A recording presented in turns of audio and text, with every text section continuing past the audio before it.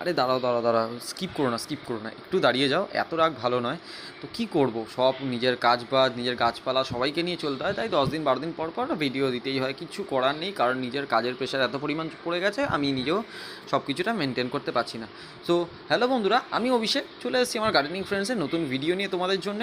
তো আজকে সকালবেলা আমি নিজে ছাদে এসে অবাক হয়ে গেছি, আমার গাছে দেখো গুটি কলম বাঁধা, আর মানে সব ফুলগুলো গাছের মধ্যে এত সুন্দরভাবে ফুটে রয়েছে যে দেখার বাইরে, মানে নিজেরই একটা অসাধারণ একটা লাগছে।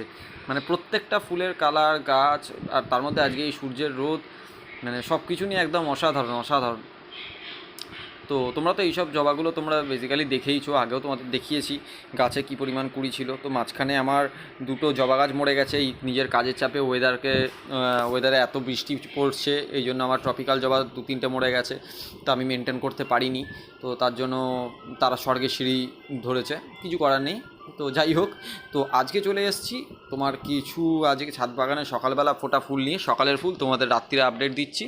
তো আমি জানি আমার চ্যানেল রিচ হয়তো হচ্ছে না, কিছু না, তো তোমরা সাপোর্ট দিলে আমি জানি ঠিকই পারবো, আর আশা করছি তোমরা সাপোর্ট দেবো। তো সাপোর্ট দেওয়ার জন্য আমার চ্যানেলটাকে সাবস্ক্রাইব, লাইক, শেয়ার সব কিছুই করবে। তো তাও আমি সবাইকে বলবো, সবার ভালো লাগলে চ্যানেলটাকে সাবস্ক্রাইব করে দিও, লাইক করে দিও, আর যদি বন্ধুবান্ধবদের কেউ গাছ ভালোবাসে তাদের সাথে টুক করে শেয়ার করে দিও। তো কার কীরকম লাগলো একটু কমেন্টে জানিও।